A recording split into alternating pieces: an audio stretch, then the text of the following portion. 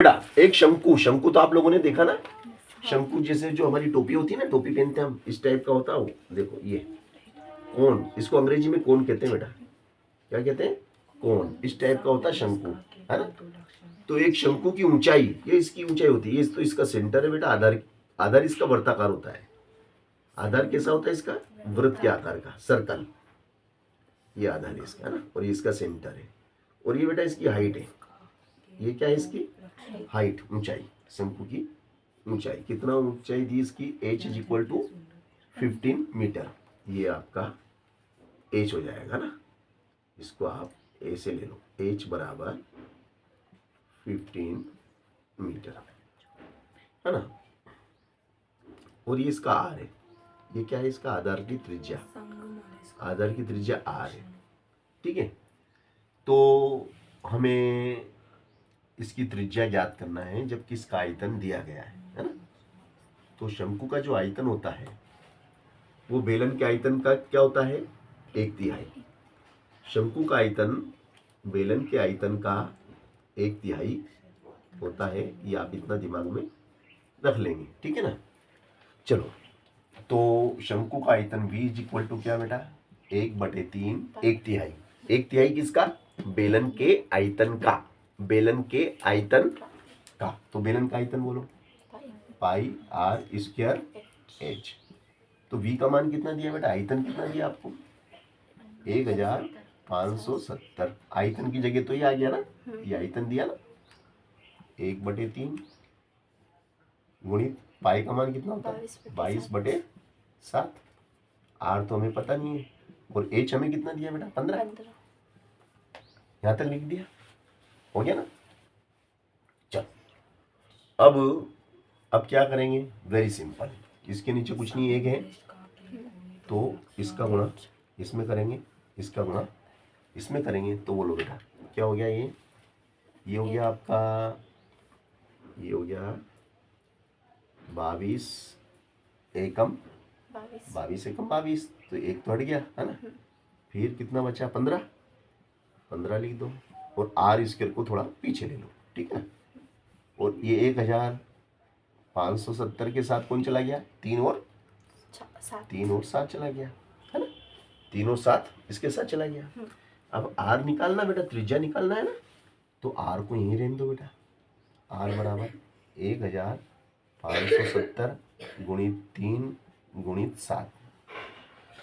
फिर नीचे ये गुणा वाली चीज कहाँ जाएगी बेटा? बटे में आ गई, है ना। बटे में आ गई ना, आ गई, बटे में आ गई।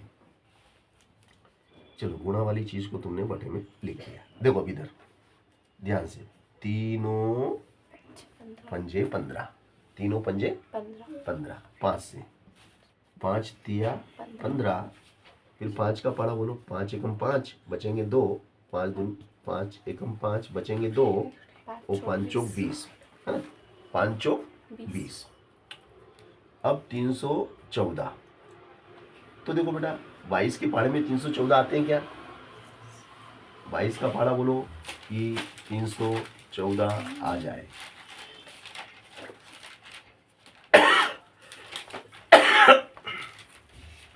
पाँच एकम 5 5 10 5 15 5 चौक 20। तो 2 से काटो पहले, तो देखो 2 एकम 2, 2 एकम 2, 2 एकम 2, 2 एकम 2, 2 से काटो, 2 एकम 2, एक इसको दिया, 2 पंजे 10, 2 सती 14, 2 सती 14।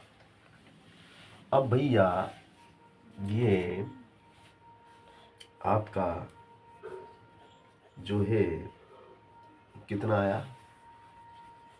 157 गुणित 7 बटे 11, है ना, ठीक है ना।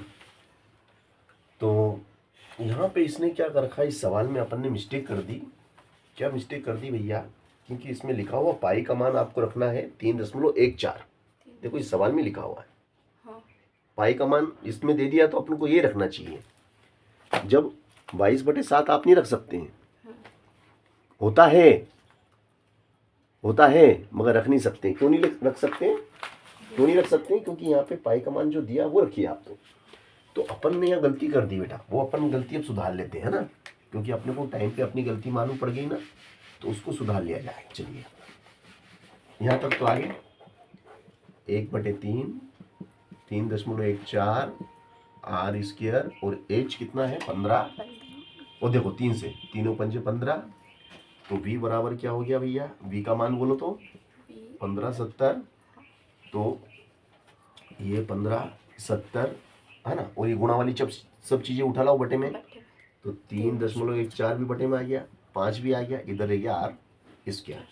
तो देखो दशमलव हटेगा तो 2 डिजिट है तो 2 जीरो आ जाएगी, दशमलव हट गया तो 2 अंक है ना दशमलव के बाद, तो 2 जीरो आ गई। अब ये 314 हो गया। अब ये कितना हो गया 314 हो गया है ना। अब 5 से काट दो बेटा, 5 तिया 15, 5 एकम 5, बचेंगे 2, 5 चौक 20, 0 0। अब देखो ये कितना है 314 और ये 314 से 314 कट गया एक बार, कितनी जीरो बची 2। चलो तो यहाँ लिखो बेटा एम प्राइस डेट आर स्क्वायर बराबर कितना 100 है ना। तो भैया वर्ग घटेगा तो क्या लगेगा वर्गमूल, 10 तो 10 गुणित 10 बराबर 10। पास हो गया कि नहीं हो गया। सेंटीमीटर है भैया, सवाल में क्या है सेंटीमीटर लिख देना, सवाल सेंटीमीटर का है। तो भैया ये बहुत शानदार सवाल था जिसमें मैं